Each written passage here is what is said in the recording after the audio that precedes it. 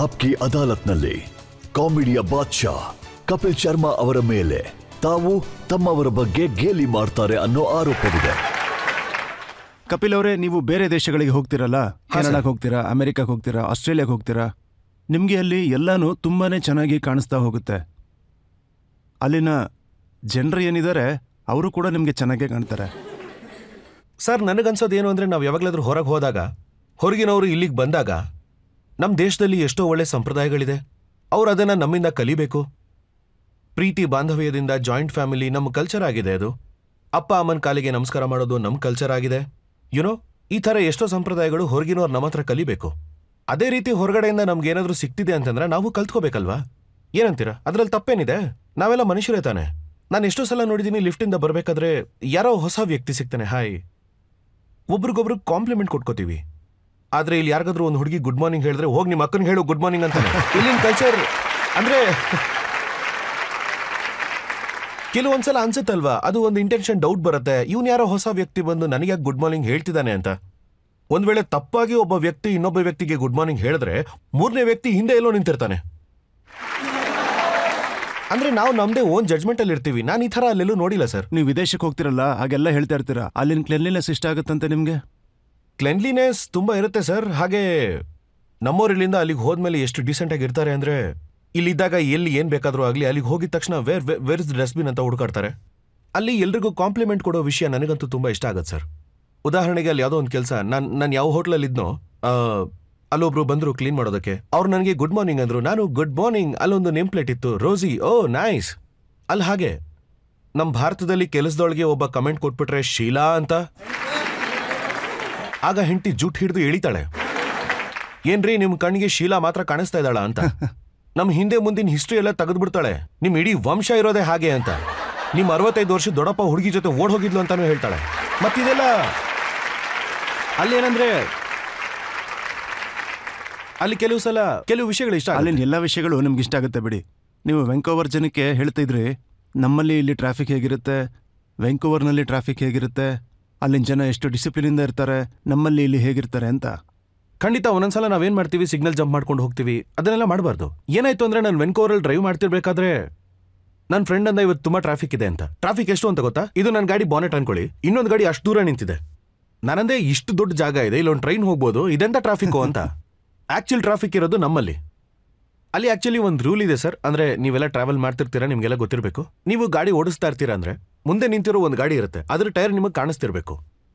ಆ ಗಾಡಿ ಟೈರ್ ಕಾಣಿಸ್ಲಿಲ್ಲ ಅಂದ್ರೆ ನೀವು ತಪ್ಪು ಮಾಡ್ತಿದ್ದೀರಾ ಅಂತ. ನೀವು ಅಷ್ಟು ಡಿಸ್ಟೆನ್ಸ್ನ ಮೇಂಟೈನ್ ಮಾಡಲೇಬೇಕು. ನಮ್ಮ ಕಡೆ ಟೈರ್ ಬಿಟ್ಟಾಕಿ ಕೆಲವೊಂದ್ಸಲ ಮುಂದೆ ನಿಂತಿರೋ ಗಾಡಿ ಹೋದು ಅಂತಾನೆ ಗೊತ್ತಾಗಲ್ಲ. ಒಂದೊಂದ್ಸಲ ಏನಾಗುತ್ತೆ ಅಂದ್ರೆ, ಕೆಳಗಿಂದ ಹೋದ್ರೂ ಹೋಗುತ್ತೆ.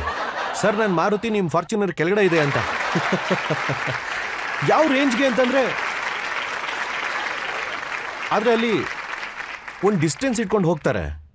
ನೀವು ಮುಂಬೈಗೆ ಬಂದು ನೋಡಿ, ಒಂದೊಂದು ಗಾಡಿ bonnet to bonnet French kiss ಮಾಡ್ಕೊಂಡು ಹೋಗ್ತಿರುತ್ತೆ. ಒಂದೊಂದ್ಸಲ ಒಂದು ಚೂರು ಜಾಗ ಇರಲ್ಲ ನಮ್ ಜಡ್ಜ್ಮೆಂಟ್ ಪ್ರಕಾರ ತಿರ್ಗಿಸೋದಕ್ಕೆ. ಆಗ ಮುಂದೆ ಅವ್ನು ಹೋದ್ರೆ ಮಾತ್ರ ನಮ್ ಗಾಡಿನ ತಿರ್ಗಿಸೋಕ್ಕಾಗೋದು. ಸೊ ಅಷ್ಟು.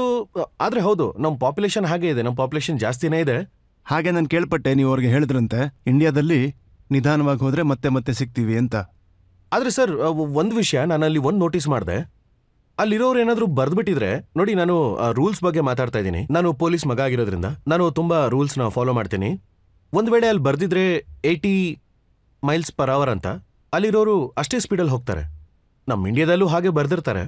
ಆದರೆ ನಮ್ಮವ್ರು ಹೆಂಗಿರ್ತಾರೆ ಅಂತಂದ್ರೆ, ನಮ್ಮ ಗೌರ್ಮೆಂಟ್ಗೂ ಚೆನ್ನಾಗಿ ಗೊತ್ತು ಇವರ ಸೈಕಾಲಜಿ ಮೇಲೆ ಪ್ರಹಾರ ಮಾಡಿ ಒಂದ್ಸಲ ಅಂತ. ಅಲ್ಲಿ ಹೇಗಿದ್ರು ಬರ್ದಿರ್ತಾರೆ ಇಷ್ಟೇ ಸ್ಪೀಡಲ್ಲಿ ಹೋಗಬೇಕು ಅಂತ. ಆದರೆ ಅದ್ರ ಜೊತೆ ಸ್ಲೋಗನ್ ಬರ್ದಿರ್ತಾರಲ್ಲ, ತುಂಬಾ ಇನೋವೇಟಿವ್ ಆಗಿರುತ್ತೆ.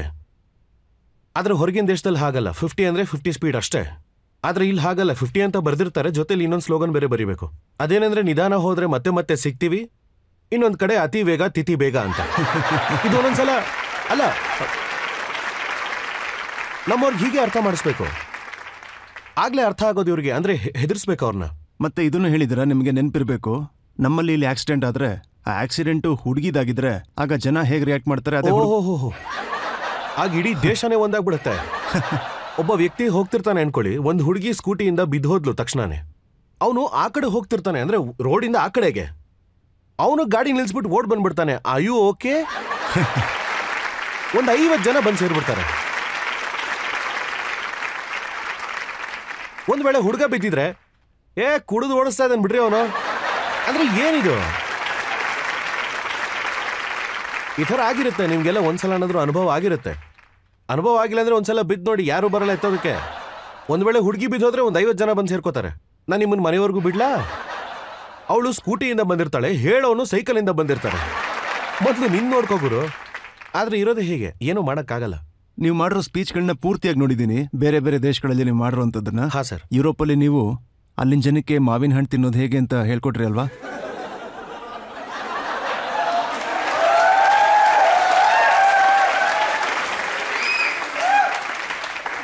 ನೋಡಿ, ನಾನು ನಿಮಗೆ ಮೊದಲೇ ಹೇಳ್ದ ಹಾಗೆ, ಒಂದ್ ವೇಳೆ ನಮ್ಮ ದೇಶದಲ್ಲಿ ಒಳ್ಳೇದಿದ್ರೆ ಅವರು ಕೂಡ ಕಲಿಬೇಕು, ಅವ್ರ ದೇಶದಲ್ಲಿ ಒಳ್ಳೇದಿದ್ರೆ ಅದನ್ನ ನಾವು ಕಲಿಬೇಕು. ಅವ್ರು ಇಂಡಿಯನ್ಸ್ ಇಂದ ಕಲಿಬೇಕಾಗಿರೋದು ಮಾವಿನ ಹಣ್ಣು ಹೇಗೆ ತಿನ್ಬೇಕು ಅಂತ. ಸರ್, ನಾನೊಂದ್ಸಲ ಫಾರಿನರು ಮಾವಿನ ಹಣ್ಣು ತಿನ್ನೋದನ್ನ ನೋಡಿದೆ, ನೈಫ್ ಮತ್ತೆ ಫೋರ್ಕ್ ಜೊತೆಲಿ. 20% ಬರೀ ಹಣ್ಣೆ ಬರೋದು, ಇನ್ ಮಿಕ್ಕಿದ್ದನ್ನ ಬಿಸಾಕ್ತಿರಲ್ಲ. ಮಾವಿನ ಹಣ್ಣು ಚೀಪ್ಕೊಂಡು ತಿಂತಾನೆ ಇಂಡಿಯನ್. ಮಾವಿನ ಹಣ್ಣಿನ ಜೀವ ತೆಗಿತಾನೆ, ಮಾವಿನ ಹಣ್ಣಿನ ಜೀವನ ತೆಗೆದುಬಿಡ್ತಾನೆ. ನೀವು ಬೇಕಾದ್ರೆ ನೋಡಿ, ಈ ಫಾರಿನರ್ಸು ಟೈ ಎಲ್ಲ ಹಾಕೊಂಡು ಕೂತ್ಕೊಂಡು, yes very seasonal fruits, nice, it's good for immune. ಅವರು ಫೋರ್ಕಲ್ಲಿ ತಿಂತಾರೆ. ನಮ್ಮವರು ಇದ್ದಾರೆ ಹಿಂಗೆಲ್ಲ ತಿನ್ನಲ್ಲ.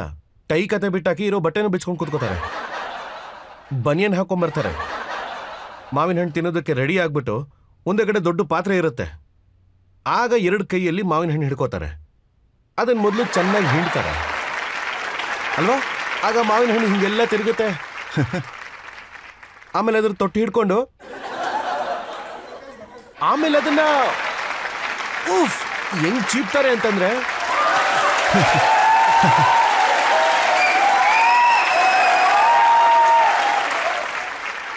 ಅದ್ ಹೇಗೆ ಅಂದ್ರೆ, ಆ ಮಾವಿನ ಹಣ್ಣ ಹೇಗ್ ಚೀಪ್ತಾರೆ ಅಂತಂದ್ರೆ ನಮ್ಮ ಇಂಡಿಯನ್ಸು, ಆಮೇಲೆ ಅದ್ರ ವಾಟೆನೂ ತೆಗೆದು ಚೀಪ್ತಾರೆ. ಎಲ್ಲ ಮುಗಿದ ಮೇಲೆ ಅದನ್ನ ಫಾರಿನರ್ಗೆ ತೋರಿಸಿ ಇದು ಯಾವ ಫ್ರೂಟು ಅಂತ ಕೇಳಿ ನೋಡಿ, ಯಾರು ಇದನ್ನ ಯಾವ ಫ್ರೂಟು ಅಂತ ಹೇಳಕ್ ಆಗೋದೇ ಇಲ್ಲ. ಆಮೇಲೆ ಅದ್ರ ವಾಟೆ ಇರುತ್ತಲ್ಲ, ಅದು ಕೇಳ್ಕೊತಿರುತ್ತೆ ಮುಂದಿನ ಜನ್ಮದಲ್ಲಿ ಮಾವಿನ ಹಣ್ಣಾಗ ಮಾತ್ರ ಹುಟ್ಟಿಸ್ಬೇಡ ಅಂತ. ಯಾಕೆ ಗೊತ್ತಾ? ಅಂದ್ರೆ ಫ್ರೂಟ್ ತಿನ್ನೋದು ನಮ್ಮವ್ರಿಗೆ ಅಲ್ಲ, ನಮ್ಮವರು ಫ್ರೂಟ್ಸ್ನ ತುಂಬಾ ಚೆನ್ನಾಗೇ ತಿಂತಾರೆ. ಈಗ ನೀವು ಹೋಗ್ತಿರಲ್ಲ ಮೆಲ್ಬೋರ್ನ್ಗೆ ಅಥವಾ ವೆಂಕೋವರ್ಗೆ ಅಥವಾ ಸ್ಯಾನ್ ಫ್ರಾನ್ಸಿಸ್ಕೋಗೆ, ಅಲ್ಲಿ ನೀವೇನ್ ತಿಂತೀರಾ?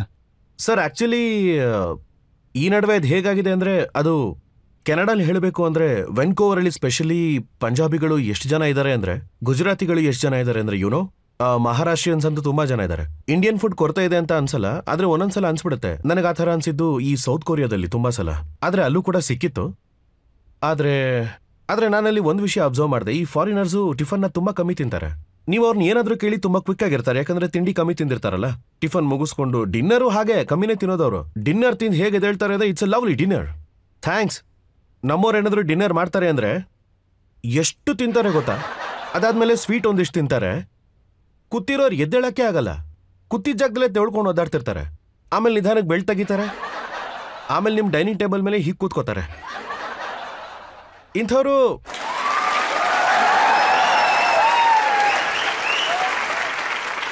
ಇದನ್ನ ನೋಡಿದ್ದು ಇಂಡಿಯಾದಲ್ಲಿ ಒಂದೇ. ತಿಂದ ತಕ್ಷಣ ಟೀ ತರಿಸಿ, ಯಾಕಂದ್ರೆ ತಿಂದಿದ್ದೆಲ್ಲ ಒಳಗೆ ಹೋಗುತ್ತೆ ಅಂತ. ತಿಂದಿದ್ದೆಲ್ಲ ಅದು ಹೇಗೆ ಸರ್ ಒಳಗೆ ಹೋಗುತ್ತೆ? ಯಾರು ಕಮ್ಮಿ ತಿಂತಾರೋ ರಿಯಾಕ್ಷನ್ ಕ್ವಿಕ್ ಆಗಿರುತ್ತೆ. ಟಿಫನ್ ತಿಂತಾರೆ, ಅದು ಫ್ರೂಟ್ಸ್ ಮತ್ತೆ ಓಟ್ಸ್ ಗಿಟ್ಸ್ ತಿನ್ಕೊಂಡು ಬಂದಿರ್ತಾರೆ. Oh mister John, how are you? I am good man, how are you?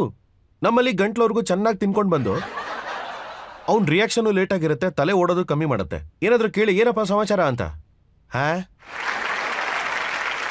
ಅವನು 2 ನಿಮಿಷದವರೆಗೂ ಅರ್ಥನೇ ಆಗಲ್ಲ.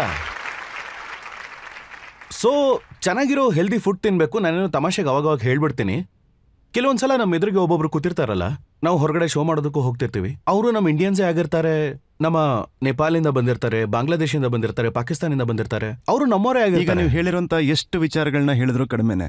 ನೀವು ಈ ಒಂದು ವಿಚಾರನೂ ಹೇಳಿದ್ರಿ, ಏನಂದ್ರೆ ಯುರೋಪಲ್ಲಿ ಮದುವೆ ಎಷ್ಟು ಕಡಿಮೆ ಖರ್ಚಲ್ಲಾಗತ್ತೆ, ಎಷ್ಟು ಈಸಿಯಾಗತ್ತೆ ಅಂತ. ಸರ್ ನೋಡಿ, ಒಂದಂತೂ ಸತ್ಯ, ಕೆಲವು ವಿಷಯಗಳನ್ನ ಅವರು ಕಲಿಬೇಕಾಗತ್ತೆ. ನಾನು ನೋಡಿದ್ದೀನಿ, 4 ಕಾರಲ್ಲಿ ಇವ್ರು ಬರ್ತಾರೆ, ಹುಡುಗನ ಕಡೆಯವರು, 4 ಕಾರು ಅವ್ರದ್ದಾಗಿರುತ್ತೆ. 8 ಗಾಡಿ ಅಂದ್ರೆ ಒಟ್ಟಿಗೆ 16 ಜನ. ಅದು ನಾನು ಜಾಸ್ತಿ ಹೇಳ್ದೆ ಅನ್ಕೊಳ್ಳಿ. ಹುಡುಗ ಹುಡುಗಿ ಕಪ್ಪು ಡ್ರೆಸ್ಸಲ್ಲಿ ಬರ್ತಾರೆ. ದೂರದಿಂದ ನೋಡಿದ್ರೆ ಮದುವೆ ಆಗ್ತಿದೆ ಅಂತ ಅನ್ಸಲ್ಲ, ಏನೋ ಸ್ಮಗ್ಲಿಂಗ್ ಮಾಡಿ ಡೀಲಿಂಗ್ ಮಾಡ್ತಿದ್ದಾರೆ ಅಂತ ಅನ್ಸುತ್ತೆ. ಕಪ್ಪು ಡ್ರೆಸ್ ಹಾಕೊಂಡು ಆ ಸ್ಟೇಜ್ ಮೇಲೆ ನಿಂತಿರ್ತಾರೆ.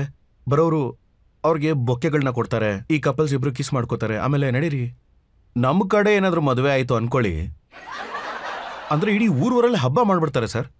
ಒಂದ್ ಕಡೆ ಕುದುರೆ ಮೇಲೆ ಮದುವೆ ಹುಡುಗ ಕೂತಿರ್ತಾನೆ ಅಲ್ವಾ, ಅಲೆಕ್ಸಾಂಡರ್ ತರ ಕಾಣ್ತಾನೆ. ಇಡೀ ರೋಡ್ ಜನ ತುಂಬಿರ್ತಾರೆ. ಇಲ್ಲಿ ಮನೆಯಿಂದ ಹೊರಟು ಪ್ಯಾಲೇಸ್ ರೀಚ್ ಆಗೋ ಅಷ್ಟೊತ್ತಿಗೆ 3 ಕಿಲೋಮೀಟರ್ ದಾರಿ ಅದು. 3 ಕಿಲೋಮೀಟರ್ ಡ್ಯಾನ್ಸ್ ಮಾಡ್ಕೊಂಡೇ ಹೋಗ್ತಾರೆ. ಹಿಂದೆ ದೊಡ್ಡ ಟ್ರಾಫಿಕ್ ಜಾಮ್ ಆಗಿರುತ್ತೆ. ಟ್ರಾಫಿಕ್ ಅಲ್ಲಿ ಇರೋರು ಏನು ಹೇಳಕ್ಕಾಗಲ್ಲ. ಆ ಕುದುರೆ ಮೇಲೆ ಕೂತಿರೋನ್ನ ನೋಡ್ಕೊಂಡು ಯೋಚನೆ ಮಾಡಿ ಹೇಳ್ತಾರೆ ಮದುವೆ ಆಗಿ ಇವನಿಗೂ ಗೊತ್ತಾಗುತ್ತೆ ಅಂತ. ಈ ಮದ್ವೆಗಳೇ ಹಾಗೆ. ಅಂದ್ರೆ ಮದ್ವೆಗಳಲ್ಲಿ ನೀವು ನಿಮ್ಮ ಮದ್ವೆ ಆಗ್ಬೇಕಾದ್ರೆ ಎಷ್ಟು ಜನ ಕರೆದಿದ್ರಿ? 1000 ಜನ ಕರೆದಿದ್ರಿ ಅನ್ಸುತ್ತೆ. ಸರ್ ನಮ್ದು ಆಕ್ಚುಲಿ ಲಿಸ್ಟ್ ಇದ್ದಿದ್ದು ಬರೀ 300 ಜನ ಅಷ್ಟೇ. ಆಮೇಲೆ ಆ ದೇವ್ರ ದಯೆಯಿಂದ ಒಂದ್ 3000 ಜನ ಬಂದ್ರು. ನನ್ನ ಮದುವೆಯಿಂದ ನಾನೇ ಓಡ್ ಹೋಗಿದ್ದೆ ಸರ್. ಹಾ, ನನ್ಗೂ ಗೊತ್ತಾಯ್ತು. ಮದ್ವೆಗೆ ಜನ ಬಂದಿದ್ರಂತೆ, ಆದ್ರೆ ಗಂಡು ಹೆಣ್ಣು ಮಾಯ ಆಗೋಗಿದ್ರಂತೆ. ಹೇಗ್ ಮಾಯ ಆದ್ವಿ ಅಂದ್ರೆ 10 ನಿಮಿಷದಲ್ಲಿ ನಾವು ಹೋಗಿ ಸ್ಟೇಜ್ ಮೇಲೆ ಕೂತ್ಕೋಬೇಕಾಗಿತ್ತು. ಪಬ್ಲಿಕ್ ಎಷ್ಟು ಜನ ಬಂದಿದ್ರು ಅಂದ್ರೆ ಸ್ಟೇಜ್ ಮೇಲೇನೆ. ಅಂದ್ರೆ ಅವರು ನಮಗ್ ಜಾಗನೇ ಕೊಟ್ಟಿಲ್ಲ, ನಾವು ಓಡ್ ಹೋದ್ವಿ. ನಮ್ಮೊಬ್ರು ತುಂಬಾ ಪ್ರಸಿದ್ಧ ಗಾಯಕರಿದ್ದಾರೆ, ಹಂಸರಾಜ್ ಹಂಸ್ದಿ. ನನ್ನ ಮದ್ವೆ ಎಲ್ಲಿ ನಡೀತಿತ್ತೋ ಹಿಂದೆ ಒಂದು ಸ್ಟೇಡಿಯಂ ಇತ್ತು, ಅಲ್ಲೂ ಒಂದು ಮದುವೆ ನಡೀತಾ ಇತ್ತು. ಅವ್ರು ಬೈ ಮಿಸ್ ಆಗಿ ಅಲ್ಲಿಗೆ ನುಗ್ಬಿಟ್ರು. ಅವರು ಎಷ್ಟು ದೊಡ್ಡ ಗಾಯಕರು, ಎಷ್ಟು ಪಾಪ್ಯುಲರ್ ಆಗಿದ್ದಾರೆ. ಅವರು ಇಲ್ಲಿಗೆ ಬರೋ ಬದಲು ಬೇರೆ ಯಾರ್ದೋ ಮದ್ವೆಗೆ ಹೊರಟೋದ್ರು. ಆಗ ಅಲ್ಲಿಯವರು ಖುಷಿ ಆಗ್ಬಿಟ್ಟು ಬನ್ನಿ ಬನ್ನಿ ಹಂಸ್ಜಿ, ನಮ್ಮ ಸೌಭಾಗ್ಯ ನೀವು ಬಂದಿದ್ದು ಅಂತ. ಅದಕ್ಕೆ ಅವರು ನಿಮ್ದೇನೋ ಸೌಭಾಗ್ಯ, ಆದ್ರೆ ಅವ್ರ ಕಪಿಲ್ ಶರ್ಮಾ ಮದುವೆ ಅಲ್ಲ, ಅವ್ರು ಎಲ್ಲಿದ್ದಾರೆ ಅಂತ. ಅದಕ್ಕೆ ಅವರು ಇಲ್ಲಲ್ಲ ಪಕ್ಕದಲ್ಲಿ, ನೀವು ನಮ್ಮ ಮದುವೆಗೆ ಬಂದ್ಬಿಟ್ಟಿದ್ದೀರಾ. ಆಗ ಎಷ್ಟು ಜನ ಸೇರಿ ಕೆಲಸ ಹಾಳಾಯ್ತು ಅಂದ್ರೆ ನಾನು ಆಕ್ಚುಲಿ ಓಡ್ ಹೋಗಿದ್ದೆ ಸರ್ ನನ್ನ ಹೆಂಡತಿ ಜೊತೆ. ಆಮೇಲೆ ಸಪ್ತಪತಿಗೆ ನಾವು ಹೊರಗಡೆ ಬಂದ್ವಿ. ಆಮೇಲೆ ನಮ್ಮ ಮದುವೆನೂ ಆಯ್ತು.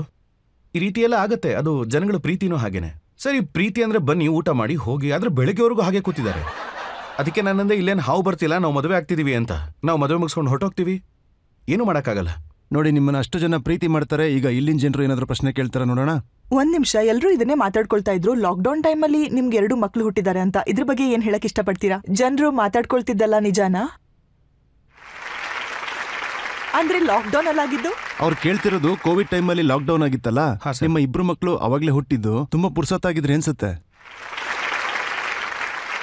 ನಿಮ್ಗೆಲ್ಲ ಗೊತ್ತಿತ್ತಲ್ವಾ ಈ ಲಾಕ್ಡೌನ್ ಟೈಮಲ್ಲಿ ಯಾರು ಹೊರಗಡೆ ಬರೋಕ್ಕಾಗ್ತಿರ್ಲಿಲ್ಲ ಅಂತ.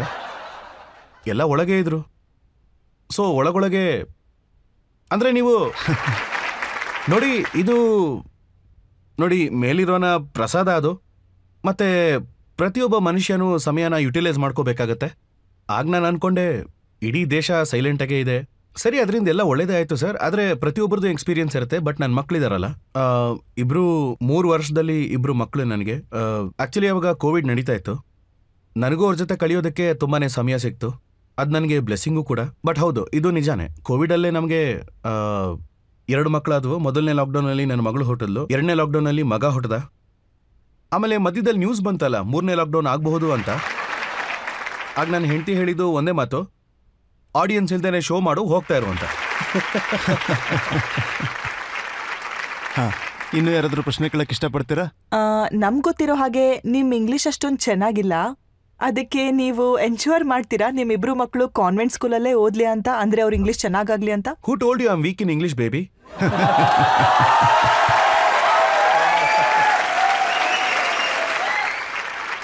We can talk in English. I can continuously speak for 2.5 minutes. ಅದು ನಿಜ, ನನಗೆ ಮುಂಚೆ ಇಂಗ್ಲೀಷು ತುಂಬ ವೀಕ್ ಇತ್ತು. ಈಗ ಸ್ವಲ್ಪ ಸರಿ ಹೋಗಿದೆ. ಸೊ ಬಟ್ ಆಬ್ವಿಯಸ್ಲಿ ಮಕ್ಕಳು ಅಂತಂದ್ರೆ ನಮ್ಮ ಮುಂದಿನ ಜನರೇಷನ್ ನಿಜವಾಗ್ಲೂ ತುಂಬಾನೇ ಬೆಟರ್ ಆಗಿರ್ತಾರೆ. ಅದು ಯಾಕೆ ಅಂದ್ರೆ ನಿಧಾನವಾಗಿ ನೋಡಿ, ಈ ನಡುವೆ ಅಂತೂ ನಾವು ಈ ವಯಸ್ಸಲ್ಲಿ ನಾವು ಸೋಷಿಯಲ್ ಮೀಡಿಯಾಗೆ ಬರ್ತಾ ಇದೀವಿ. ಅವ್ರ ಜೀವನದ ಶುರುನೇ ಇನ್ಸ್ಟಾಗ್ರಾಮ್, ಗೂಗಲ್ ಇಂದ ಆಗ್ತಾ ಇದೆ. ಸೊ ಆಬ್ವಿಯಸ್ಲಿ ಅವರು ನಮಗಿಂತ ಬೆಟರ್ ಆಗಿರ್ತಾರೆ. ಕಪಿಲ್, ನಾನ್ ನೋಡ್ದಂಗೆ ನೀವು ಕೆಲವ್ರನ್ನ ತಮಾಷೆ ಮಾಡ್ತಿರಲ್ಲ, ಟ್ವಿಟರ್ ಅಲ್ಲಿ ಕೆಲವು ಜನ ನಿಮ್ ಬಗ್ಗೆನೂ ತಮಾಷೆ ಮಾಡ್ತಾರೆ ತುಂಬಾ. ಈ ಒಂದು ಫೋಟೋ ಇದು ನಿಮ್ದೇನೆ ಇಲ್ಲಿ ಕೂತಿರುವಂತದ್ದು. ಇದರಲ್ಲಿ ಜಸ್ಪಿ ಕೂಡ ಇದ್ದಾರೆ. ಒಬ್ಬ ಫ್ಯಾನ್ ಏನಂತ ಬರ್ದಿದ್ದಾರೆ ಅಂದ್ರೆ, ಈ 3 ಟಾಯ್ಲೆಟ್ ಹೋಗ್ಬೇಕಾಗಿ ಬಂದಿರ್ಬೋದು, ಈ 3 ಟಾಯ್ಲೆಟ್ ಸಿಕ್ಕಿಲ್ಲ ಅನ್ಸುತ್ತೆ, ಅದಕ್ಕೆ ಈ ತರ ಕೂತ್ಕೊಂಡಿದ್ದಾರೆ ಅಂತ. ಇದನ್ನ ಇನ್ಸ್ಟಾಗ್ರಾಮಲ್ಲಿ ನಾನು ಅಪ್ಲೋಡ್ ಮಾಡಿದ್ದೆ. ಇವರು ಗಾಯಕರು ಜಸ್ತಿ ಅವರು, ಮತ್ತೆ Mukesh Chavda casting director. Sir ಹೊರಗಡೆ ತುಂಬಾ ಫಾಗ್ ಇತ್ತು, ನಾವು ಸುಮ್ಮನೆ ಕೂತಿದ್ವಿ ಯಾಕೆಂದ್ರೆ ತುಂಬಾ ಥಂಡಿ ಇತ್ತು. ಆಕ್ಚುಲಿ ಈ ಕೆಲಸ ಶುರು ಮಾಡಿದ್ದೆ ನಾವು. ಈ ಒಂದೊಂದು ಫೋಟೋ ಕೆಳಗಡೆ ಬರ್ದಿರ್ತಾರಲ್ಲ, ಒಂಥರ ಫನ್ನಿ ಕಮೆಂಟ್ಸ್ ಹಾಕಿರ್ತಾರಲ್ಲ, ಅದೊಂಥರ ಚೆನ್ನಾಗೇ ಇರುತ್ತೆ. ಯಾಕೆಂದ್ರೆ ಜನ ಮೊದಲು ಬೈಯೋದಕ್ಕೆ ಶುರು ಮಾಡಿರ್ತಾರೆ. ನಾವು ಒಂದು ಹೊಸ ಟ್ರೆಂಡ್ನ ಶುರು ಮಾಡಿದೀವಿ, ಅದೇನಂದ್ರೆ ಫನ್ನಿ ಕಮೆಂಟ್ಸ್ಗಳು ಹಾಕಿ ಅಂತ. ಈಗ ಜನ ನಮ್ಮ ಫೋಟೋ ಕೆಳಗಡೆನೂ ಹಾಕ್ತಾರೆ. ಒಳ್ಳೇದೇ ಅಲ್ವಾ? ಖುಷಿ ಆಗುತ್ತೆ ಸರ್, ಒಳ್ಳೆ ರೀತಿಯಲ್ಲಿ ನೋಡ್ತಿದ್ದಾರೆ ನಮ್ಮನ್ನ ಅಂತ. ಆದ್ರೆ ಇನ್ನೊಂದು ಫೋಟೋ ಇದೆ, ಇದನ್ನ ಇನ್ಸ್ಟಾಗ್ರಾಮಲ್ಲಿ ಹಾಕಿದ್ರಿ ನೀವು. Oh yeah, I have some international fans also. ಇದರಲ್ಲಿ ಕಮೆಂಟಲ್ಲಿ ಒಬ್ರು ಕೇಳ್ತಾ ಇದ್ದಾರೆ, ಈ ಫೋಟೋ ತೆಗೆಸ್ಕೊಳ್ಳೋದಕ್ಕೆ ಎಷ್ಟು ದುಡ್ಡು ಕೊಟ್ರಿ ಅಂತ. ಅಲ್ಲ, ಈ ಜನಗಳು ಅಲ್ಲ, ಫಾರಿನರ್ಸ್ ನನ್ನ ಜೊತೆ ಫೋಟೋನು ತಗೋಬಾರ್ದಾ? ನಾನು ಟೊರೆಂಟೊ ಇಂಟರ್ನ್ಯಾಷನಲ್ ಫಿಲ್ಮ್ ಫೆಸ್ಟಿವಲ್ಗೆ ಹೋಗಿದ್ದಾಗ ಆಗ ಎಷ್ಟೋ ಜನ ನಮ್ಮ ಸಿನಿಮಾ ನೋಡೋಕೆ ಬಂದಿದ್ರು. ನಾವು ಸುಮ್ಮನೆ ಹೀಗೆ ಹೊರಗಡೆ ಹೋಗಿದ್ವಿ, ಡಿನ್ನರ್ ಲಂಚ್ ಮಾಡ್ತಿದ್ವಿ. ಒಂದು ಫಾರಿನರ್ ನನ್ನ ಕಂಡು ಹಿಡಿದು, oh you are the same guy who does that main character in Zwigato. ನಾನು ಅದಕ್ಕಂದೆ ಯಾ. ಅವಳೊಂದು ಫೋಟೋ ತಗೋಬೇಕು ಅಂದ್ಲು, ನನ್ನೇ ತಗೊಂಬಿಡು ಅಂತಂದೆ. ಅವಳು ನನ್ನ ಜೊತೆ ಒಂದು ಫೋಟೋ ತೊಗೊಂಡ್ಲು, ನಾನು 4 ಫೋಟೋ ತೊಗೊಂಡೆ. ನಾನು ಆಗಿದ್ದೇನೆ ಇನ್ಸ್ಟಾಗ್ರಾಮಲ್ಲಿ ಹಾಕಿದ್ದು. ಜೆಲಸ್ ಪೀಪಲ್ ಹೇಳ್ತಾರೆ ಎಷ್ಟು ದುಡ್ಡು ಕೊಟ್ಟೆ ಅಂತ. ನಾನು ಯಾಕೆ ದುಡ್ಡು ಕೊಡಲಿ ಅದು ಫಾರಿನರ್ ಜೊತೆ ಫೋಟೋ ತಗೊಳ್ಳೋದಕ್ಕೆ? ಇಲ್ಲಿ ಇನ್ನೊಬ್ರು ಬರ್ದಿದ್ದಾರೆ, ಕಪಿಲ್ ಶರ್ಮಾ ಅವರ ಬಣ್ಣ ಬಯಲಾಗಿದೆ. ಮೇಕಪ್ ಮಾಡ್ಕೋತಿರೋ ನೂರಾ ಫತೇಹ್ ಅವ್ರನ್ನ ಕದ್ದು ಮುಚ್ಚಿ ನೋಡ್ತಾ ಇದ್ರು, ವಿಚಿತ್ರವಾಗಿ ನೋಡ್ತಾ ಇದ್ರು. ಕ್ಯಾಮ್ರಾದಲ್ಲಿ ಇದು ಸರಿಯಾಗಿದೆ. ಅದು ಸರ್ ನಾನಾಗೆ ರೀಲ್ ಹಾಕಿದ್ದ ಅದನ್ನ. ಅದು ನನ್ನ ಹಾಡು ಬೇರೆ ಬಂದಿತ್ತು ರೀಸೆಂಟಾಗಿ. ನೀವೆಲ್ಲ ಕೇಳಿರ್ಬೇಕು ಅಂತ ಅನ್ಸತ್ತೆ. ಕೇಳಿದ್ದೀರಾ ನೀವು ನೇಣಾದೆ ಆಕೆ?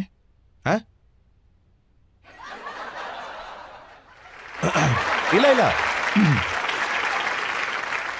ಸೊ ಅದಕ್ಕೆ ರೀಲ್ ಮಾಡಿದೆ ಸರ್. ನೋರಾ ಹೀಗೆ ಕೂತಿದ್ಲು, ಕನ್ನಡಿಲಿ ಅವಳು ನೋಡ್ಕೋತಿದ್ಲು. ಆಗ ನಾನು ಹೊರಗಿಂದನೂ ನೋಡ್ತಿದ್ದೆ, ಹಾಗೆ ಕನ್ನಡಿ ಒಳಗಡೆಯಿಂದನೂ ನುಗ್ಗಿ ನೋಡ್ತಿದ್ದೆ ಅವಳನ್ನು. ಚೆನ್ನಾಗಿದ್ದಾಳೆ, ಅಂದರೆ ಬ್ಯೂಟಿಫುಲ್ ಹುಡುಗಿ ಅವಳು, ತುಂಬ ಟ್ಯಾಲೆಂಟೆಡ್, ತುಂಬಾನೇ ಟ್ಯಾಲೆಂಟೆಡ್ ಅವಳು. दो नैन तेरे दो नैन मेरे मिल मिल के हो गए चार, मैनू की पता सी प्यार तेरा नहीं प्यार सी यो वपार, प्यार दी उमर विच रू अपनी मैं कर सवा बैठा, नैना दे आखे लग लग के मैं नैन रवा बैठा. ಗುರು ಇದನ್ನ ಬರೆದು ಅವರೇ ಕಂಪೋಸ್ ಮಾಡಿದ್ರು ಕೂಡ. ವೆರಿ ಬ್ಯೂಟಿಫುಲ್ ಸಾಂಗ್ ಇದು. ಕಪಿಲ್, ನಾವು ನಿಮ್ ಬಗ್ಗೆ ರಿಸರ್ಚ್ ಮಾಡ್ತಿರುವಾಗ ಗೊತ್ತಾ ಸರ್, ನನ್ನ ಶೋ ಅಲ್ಲಿ ಈ ಪ್ರಶ್ನೆಗಳು ಬರ್ತಾ ಇರುತ್ತಲ್ಲ, ಅದರಲ್ಲಿ ನಿಮ್ ಕೈವಾಡನೂ ಜಾಸ್ತಿ ಇರುತ್ತೆ ಸರ್. ಯಾಕೆಂದ್ರೆ ಅದಾಲತ್ ಅಂತೂ ಇದ್ದೇ ಇದೆ. 30 ವರ್ಷದಿಂದ ಈ ಶೋ ನಡೆಸ್ತಾ ಇದ್ದೀರಾ. ಸೂಪರ್ ಡೂಪರ್ ಹಿಟ್ ಶೋ ಇದು. ತುಂಬಾ ಖುಷಿ ವಿಷಯ ಸರ್. ನಂಗೆ ರಜತ್ ಸರ್ನ ನೋಡಿದಾಗ ಅನಿಸ್ತಾ ಇದ್ದಿದ್ದೇನು ಅಂದ್ರೆ, ಪ್ರಶ್ನೆನೂ ಕೇಳ್ತಾರೆ, ಅದರಿಂದ ಎದುರಿಗಿರೋರ್ಗೆ ನೋವು ಆಗಲ್ಲ, ಮಜಾನೂ ಬರುತ್ತೆ, ನಗುನೂ ಬರುತ್ತೆ, ಜೊತೆಗೊಂದು ಒಳ್ಳೆ ಉತ್ತರನೂ ಸಿಗುತ್ತೆ. ಈ ವಿಷಯದಲ್ಲಿ ನಿಮ್ಮಿಂದ ನಾನು ಇನ್ಸ್ಪೈರ್ ಆಗಿದ್ದೀನಿ ಸರ್. ನನ್ನ ಶೋ ಅಲ್ಲಿ ಕೆಲವು ಪ್ರಶ್ನೆಗಳನ್ನ ಕೇಳಿದಾಗ ಖಂಡಿತ ತಮಾಷೆ ಮಾಡ್ತಾ ಮಾಡ್ತಾ ಅದಕ್ಕೆ ಉತ್ತರನೂ ಕೊಟ್ಬಿಡ್ತಾರೆ. ನಿಮ್ದು ಇದರಲ್ಲಿ ತುಂಬಾ ದೊಡ್ಡ ಯೋಗದಾನ ಇದೆ. Thank you so much.